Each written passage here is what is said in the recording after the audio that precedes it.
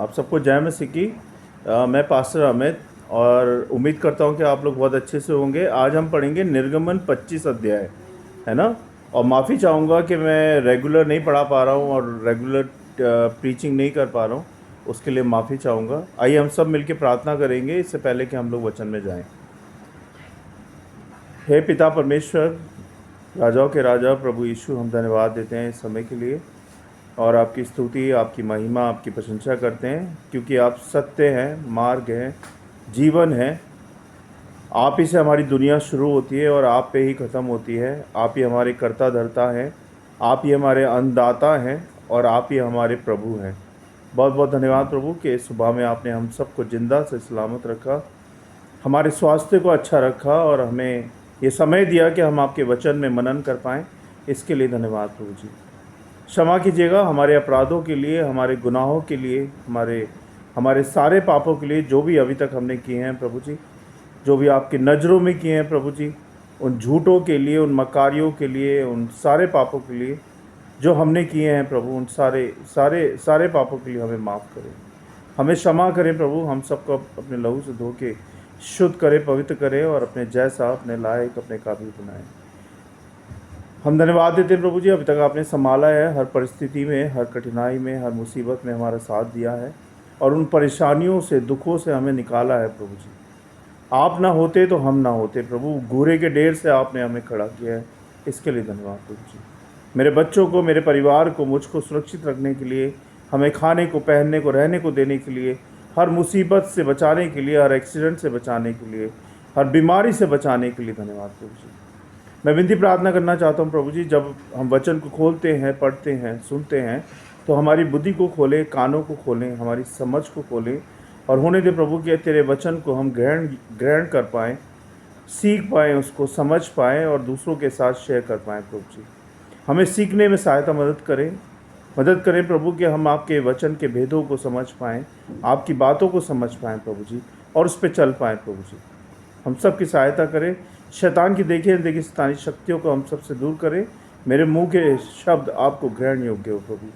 सारी बातों को विश्वास के साथ आपके चरणों में रखता हूँ, सुने ग्रहण करें प्रभु यीशु नासरी के नाम से, आमीन। तो सबको जय मसीह की एक बार फिर से। और आज हम पढ़ेंगे 25 अध्याय, ठीक है जी। अब मेरे साथ निकाल लें 25 अध्याय, निर्गमन 25 अध्याय।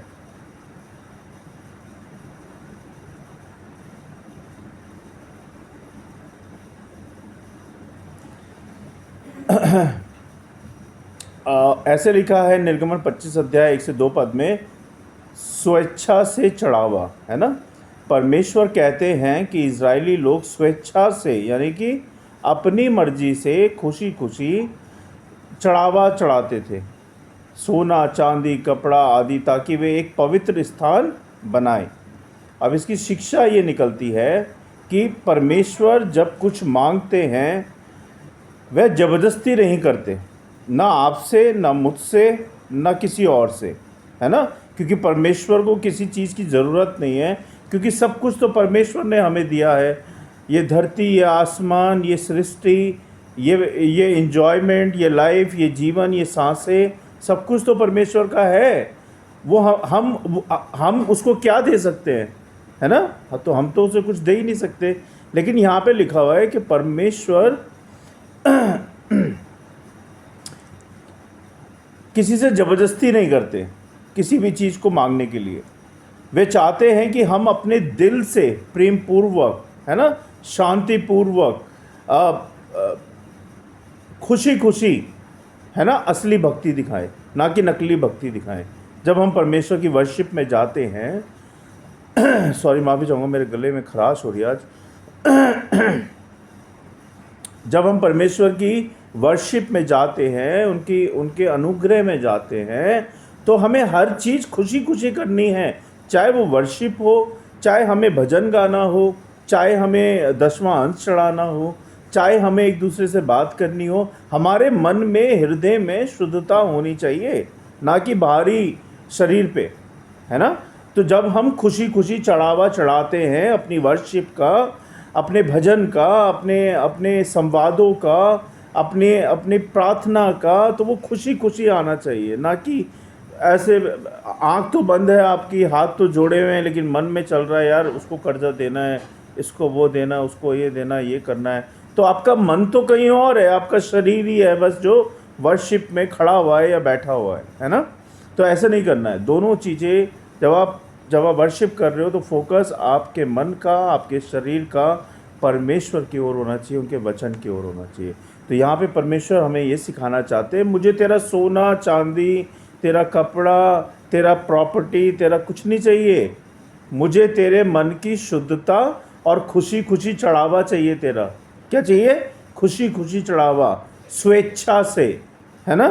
तो ये परमेश्वर हमें सिखाना चाहते हैं, जो कि हमें करना चाहिए। आगे पद है 3 से 7 पद में लिखा है चढ़ावे की सूची। ओके, परमेश्वर विशेष सामग्रियां मांगते हैं, जैसे कि सोना चांदी, महंगे कपड़े, इत्र, कीमती पत्थर आदि। हाँ, तो अब इसकी शिक्षा क्या कहती है? जैसे कि हमने ऊपर पढ़ा, अब इसकी शिक्षा क्या कहती है? परमेश्वर के लिए सर्वोत्तम देना चाहिए, है ना। देना चाहिए कि नहीं देना चाहिए? हम कई बार क्या होता है, अब जब हम अपने लिए कुछ खरीदते हैं तो हम कैसा खरीदते हैं? अच्छा खरीदते हैं ना। खाते हैं अच्छा खाते हैं, पहनते हैं अच्छा पहनते हैं, रहते हैं अच्छा रहते हैं, चाहे कुछ भी गरीबी हो, परेशानी हो, लेकिन कोशिश यही रहती है हर इंसान की कि हम अच्छा खाएं, अच्छा पिएं, अच्छा रहें, है ना। अच्छे से रहें, हमारे बच्चे परिवार अच्छे से रहें, है ना। यही चाहते हैं ना हर परिवार, हर पेरेंट्स, हर हर हर फैमिली का यही सपना होता है। तो जब परमेश्वर ने हमें सब कुछ दिया है तो हम परमेश्वर को सर्वोत्तम क्यों नहीं देते?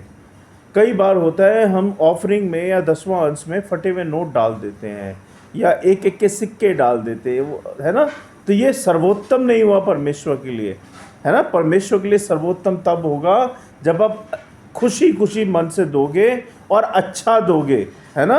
क्योंकि परमेश्वर पिता को किसी चीज़ की ज़रूरत नहीं है, वो बस आपकी भक्ति को देखना चाहते हैं, आपके सत्य को देखना चाहते हैं, आपकी इच्छा को देखना चाहते हैं कि आप कितना परमेश्वर पिता से प्यार करते हो। और जब आप प्यार करोगे तो आप खुशी खुशी उस चीज़ का चढ़ावा दोगे जो आप देना चाहते हो, है ना। तो इस बात को आप सीखें और ध्यान रखें। जो सबसे शुद्ध, कीमती और सुंदर हो, पूजा में यानी कि वर्शिप में सर्वोत्तम अर्पण का सिद्धांत हमें सिखाया जाता है। तो क्या होता है सर्वोत्तम सिद्धांत? कि हमारा शरीर और हमारा मन शुद्ध होना चाहिए, पवित्र होना चाहिए, क्योंकि परमेश्वर पिता हमारा पवित्र है। जब हम उसकी संगति में जाते हैं, उसकी वर्शिप करते हैं, तो हमारा शुद्ध होना बहुत ज़रूरी है। नहीं तो आप उसकी संगति में जा ही नहीं पाएंगे, ना मैं, ना आप, ना कोई और। तो मन और तन दोनों ही शुद्ध होना चाहिए और फोकस परमेश्वर की ओर होना चाहिए, है ना। और जो भी आप परमेश्वर को चढ़ावा चढ़ाते हैं, चाहे वो ऑफरिंग है, चाहे वो 10वां अंश है, सर्वोत्तम देने की कोशिश करें, यानी कि उत्तम देने की कोशिश करें। क्योंकि परमेश्वर पिता ने हमें भी सर्वोत्तम दिया है, हमें परिवार दिया है, हमें बच्चे दिए हैं, हमें कामकाज दिया है, पैसा दिया है, घर दिया है, खाने को दिया है, पहनने को दिया, यानी कि सब कुछ परमेश्वर ने जो हमें दिया है सर्वोत्तम दिया है। तो हम क्यों ना परमेश्वर को भी सर्वोत्तम चढ़ावा चढ़ाएं अपने मन से, खुशी मन से, है ना। 8 पद में लिखा है मेरा पवित्र स्थान बनाए। क्या लिखा है परमेश्वर ने यहाँ पे? मेरा पवित्र स्थान बनाए ताकि मैं उनके बीच निवास कर सकूं। अब इसकी क्या शिक्षा है इस पद की? सिंपल लिखा है इसमें, तो इसमें लिखा है मेरा पवित्र स्थान बनाए ताकि मैं उनके बीच निवास कर सकूं। जब आप पवित्र स्थान बनाएंगे तो निवास करेंगे प्रभु जी। लेकिन इसका मतलब क्या हुआ? यह पूरी बाइबल का एक केंद्रीय संदेश है, समझिएगा। बड़ा इम्पोर्टेंट भाग है ये बाइबल का। परमेश्वर मनुष्य के साथ रहना चाहते हैं, और वो कैसे रहेंगे? अब आप सोच रहे हो कि परमेश्वर हमारे साथ कैसे रहेंगे, है ना। मंडली का तंबू केवल भवन नहीं, परमेश्वर की उपस्थिति का घर होता है। क्या बोला उन्होंने? केवल दीवारें या चर्च या फिर छत परमेश्वर का घर नहीं होता है। परमेश्वर का घर आपका हृदय होता है, आप खुद होते हैं, क्योंकि परमेश्वर आपसे शुद्धता और पवित्रता चाहते हैं। परमेश्वर कहते हैं मेरे लिए पवित्र स्थान बनाओ, हाँ चर्च बनाओ, लेकिन उसमें शुद्धता के साथ, पवित्रता के साथ वर्शिप करो, तभी मेरा निवास उसमें होगा, आपके हृदय में होगा, है ना।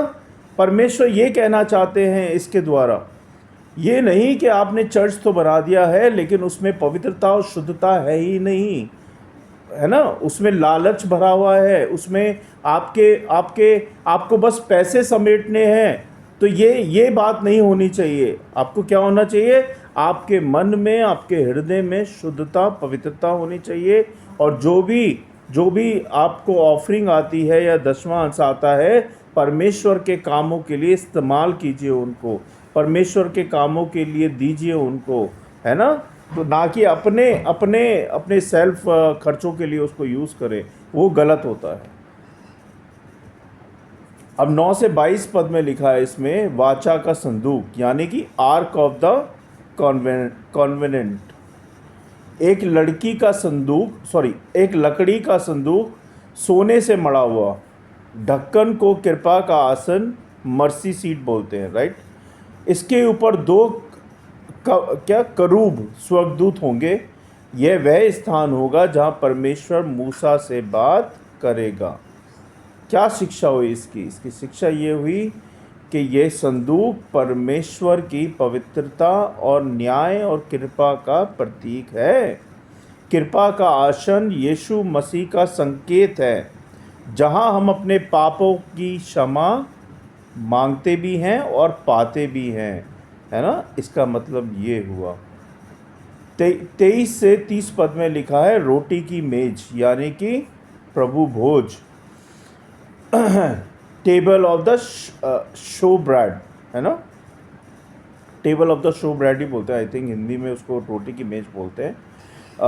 इस पर 12 रोटियां रखी जाती थी इज़राइल के 12 गोत्रों के लिए। इसमें क्या रखी जाती थी? 12 रोटियां रखी जाती थी इज़राइल के 12 गोत्रों के लिए। ये मेज भी सोने से मढ़ी जाती थी, ये मेज भी सोने से मढ़ी जाती थी। अब इसकी पद की शिक्षा क्या हुई? शिक्षा ये हुई, परमेश्वर अपने लोगों को आध्यात्मिक और भौतिक भोजन देता है। क्या देता है? आध्यात्मिक एंड भौतिक भोजन देता है।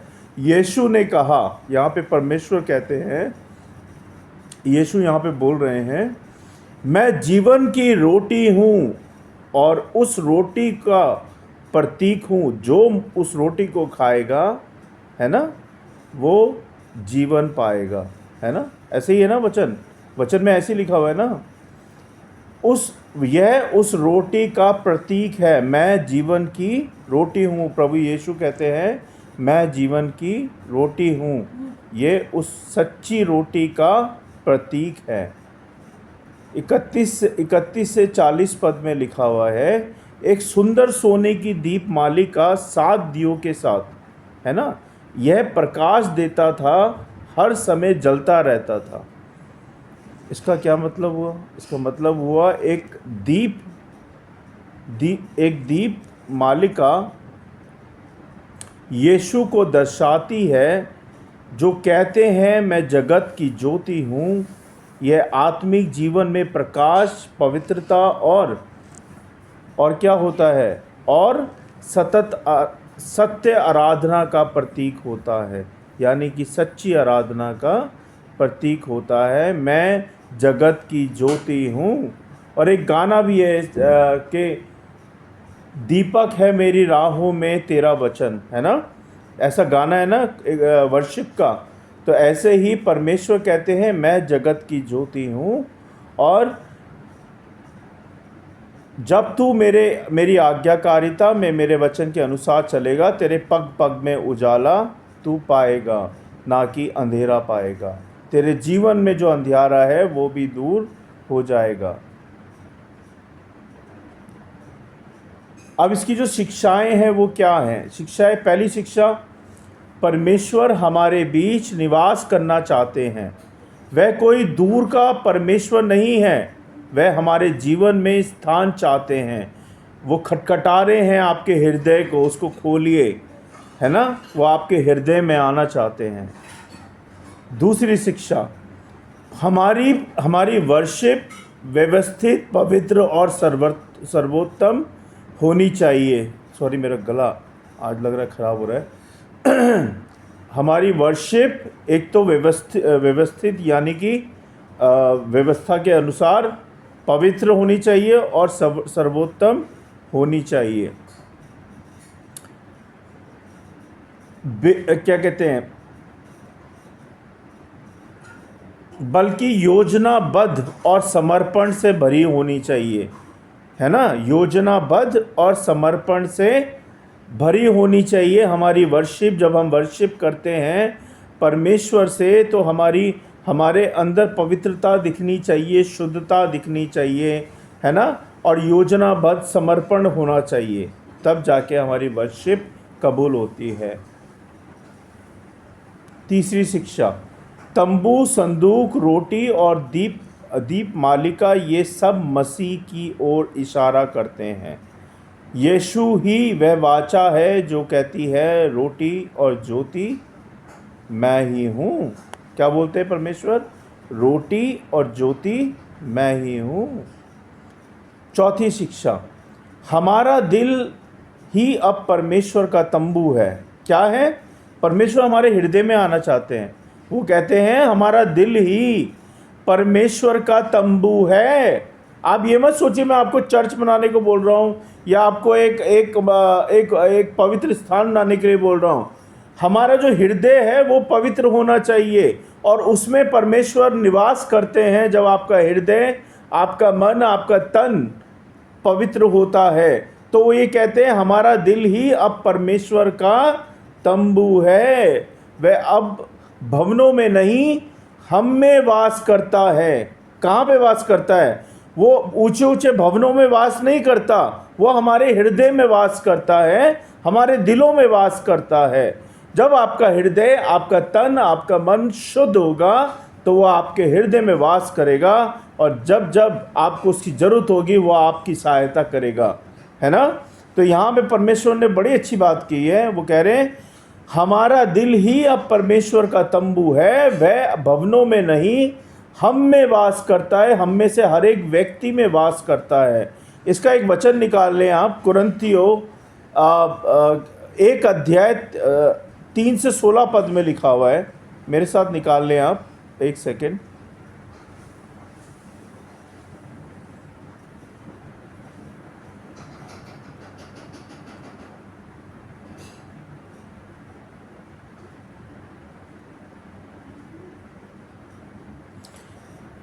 रुकिए, मैं अपनी बाइबल उठा लूँ, एक सेकेंड।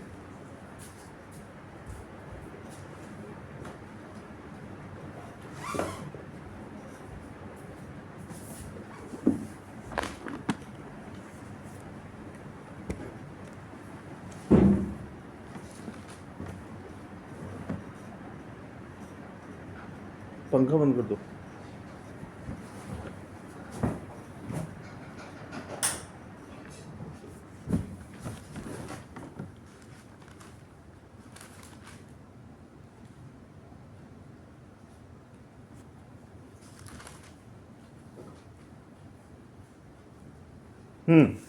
इसमें ऐसे लिखा है, कुरिन्थियों 3 अध्याय 16 पद में लिखा है,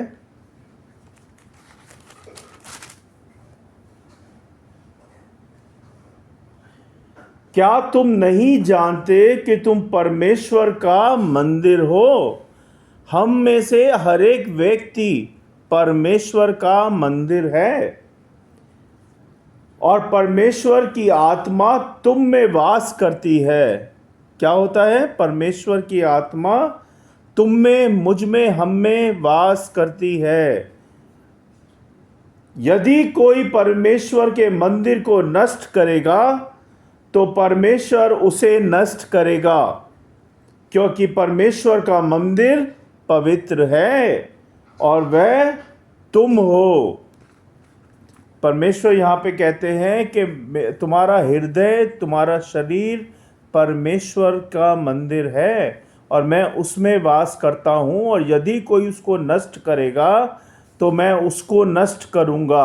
है ना, बड़ी बड़ी क्लियर बात की है परमेश्वर ने यहाँ पे। और परमेश्वर का पवित्र मंदिर कौन है? तुम हो, मैं हूँ, हम सब हैं। परमेश्वर का पवित्र मंदिर हमारा हृदय, हमारी आत्मा है ना। तो आप ध्यान रखें, जब आप परमेश्वर के नज़दीक जाते हैं, वर्शिप करते हैं, तो आपका तन और मन शुद्ध और पवित्र होना चाहिए परमेश्वर की वर्शिप के लिए। अब हमने जो ये अध्याय पढ़ा उसकी शिक्षा क्या कहती है? निर्गमन 25 परमेश्वर की उपस्थिति, आराधना की महत्वता और व्यवस्था की झलक दिखाता है। यह अध्याय हमें ये याद दिलाता है कि परमेश्वर के साथ जीवन पवित्रता, योजना और समर्पण से भरा होना चाहिए। साथ ही साथ यह अध्याय हमें यह भी बताता है कि यीशु मसीह की क्या कहते हैं, प्रतीकात्मक झलकियों से भरपूर है यह अध्याय, जो हमारा सच्चा तंबू, सच्चा संदूक, सच्ची रोटी और सच्ची ज्योति है। इनको आप नोट कर लें, जो मैं आपको बता रहा हूँ, कहीं आप भूल जाएं। क्या है हमारा सच्ची वर्शिप? हमारी सच्ची वर्शिप है सच्चा तंबू, सच्चा संदूक, सच्ची रोटी और ज्योति है। और हमारी पवित्रता, हमारे खुद के तन मन की पवित्रता, हमारा हृदय शुद्ध होना चाहिए अंदर से बाहर से। जब हम वर्शिप के लिए जाते हैं चर्च में, या हम परमेश्वर की उपस्थिति में जाते हैं घर के अंदर, तो हमारा फोकस, हमारा ध्यान परमेश्वर की ओर होना चाहिए, ना कि इधर उधर की बातों में। तभी आपकी प्रार्थना को एक्सेप्ट किया जाएगा, आपकी गिड़गिड़ाने को एक्सेप्ट किया जाएगा, आपकी बातों को परमेश्वर सुनेंगे। है ना। तो आइए हम सब मिलकर प्रार्थना करेंगे। परमेश्वर के वचन को पढ़े जाने और सुने जाने पर आशीष दें। और आज फादर डे भी है, तो आप लोग सब प्रार्थना करें। हम सब का फादर कौन है? प्रभु यीशु मसीह। है ना। तो हम सब बोलेंगे happy father day to Jesus Christ. है ना, हम सब बोलेंगे उनको। आइए हम सब मिलकर प्रार्थना करेंगे। धन्यवाद परमपिता परमेश्वर, राजाओं के राजा प्रभु यीशु, हम धन्यवाद देते हैं आज के वचनों के लिए कि आपके वचन सच में प्रभु हमें सिखाते हैं कि ये सच्चे हैं, अच्छे हैं और हमें रास्ता दिखाते हैं। प्रभु जी, हम धन्यवाद देते हैं प्रभु कि आपके वचन हमारे तक पहुँचे और हमने इनको पढ़ा, सुना, समझे। इसके लिए धन्यवाद प्रभु जी। हमें सिखाया प्रभु, इसके लिए धन्यवाद परमेश्वर। होने दे प्रभु कि ऐसे ही हम आपके वचनों को पढ़ते जाएं, समझते जाएं, सीखते जाएं और दूसरों के साथ शेयर करते जाएं प्रभु जी। आज फादर डे है प्रभु, आपको फादर डे मुबारक हो प्रभु जी, क्योंकि आप ही हमारे फादर हैं, आप ही हमारे पिता हैं, आप ही हमारे सब कुछ हैं। या आपकी आशीषें हैं पिता परमेश्वर कि हम जिंदा हैं, हम सही सलामत हैं और हम आपकी वर्शिप कर पा रहे हैं प्रभु, आपके वचन को पढ़ पा रहे हैं, हम अपने बच्चों के साथ एंजॉय कर पा रहे हैं। इसके लिए धन्यवाद परमेश्वर। धन्यवाद हर एक बात के लिए, हर एक आशीष के लिए।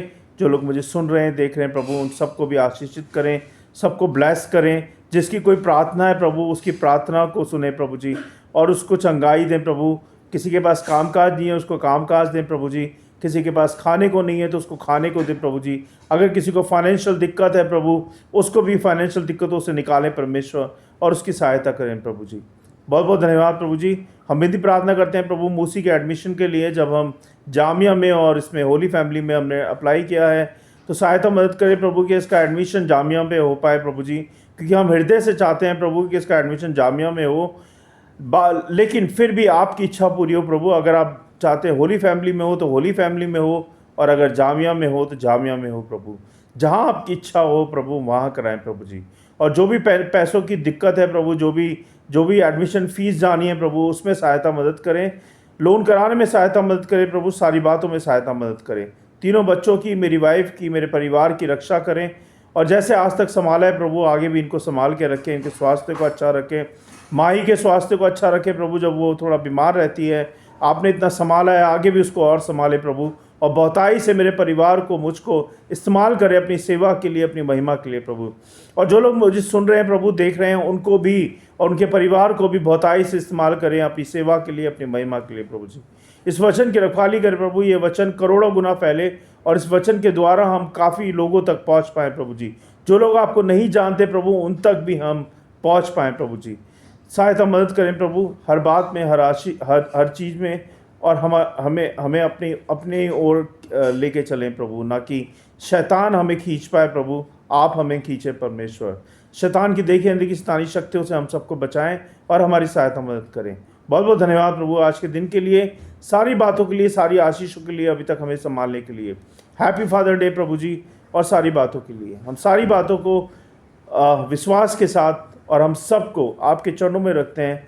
सुने ग्रहण करें प्रभु यीशु नासरी के नाम से, आमीन। सबको जय मसीह की एंड हैप्पी फादर डे सबको और प्रभु को। और हम फिर मिलेंगे 26 अध्याय के साथ। आपकी कोई प्रार्थना है, आपकी कोई वचन है, आपकी कोई प्रॉब्लम है जो आप शेयर करना चाहते हैं, आप बेहिचक मुझे मैसेज करके बोल सकते हैं और मैं आपकी सहायता ज़रूर करूँगा, आपके लिए प्रार्थना ज़रूर करूँगा, है ना। और अगर आपको वचन में कुछ पूछना है, वचन में कुछ पूछ सकते हैं। अगर आपको मेरा फ़ोन नंबर चाहिए, आप फ़ोन पे बात करना चाहते हैं तो मुझे फ़ोन करके आप बात कर सकते हैं। तो मुझे लेकिन बताइए, आप लोग अपने अपने सजेशन और अपने आइडियाज़ दीजिए कि जो वचन मैं बोलता हूँ, सिखाता हूँ, वो अच्छे हैं, बुरे हैं, कैसे हैं, क्या मुझे कुछ और इम्प्रूवमेंट करने की ज़रूरत है। तो प्लीज़ ज़रूर अपनी सजेशन शेयर करें, ठीक है। तो सबको जय मसीह की। गॉड ब्लेस यू ऑल और इन्जॉय करें संडे को। Thank you so much. फिर मिलते हैं अगले वचन के साथ, 26 अध्याय के साथ निर्गमन के। तब तक के लिए जय मसीह की। Thank you.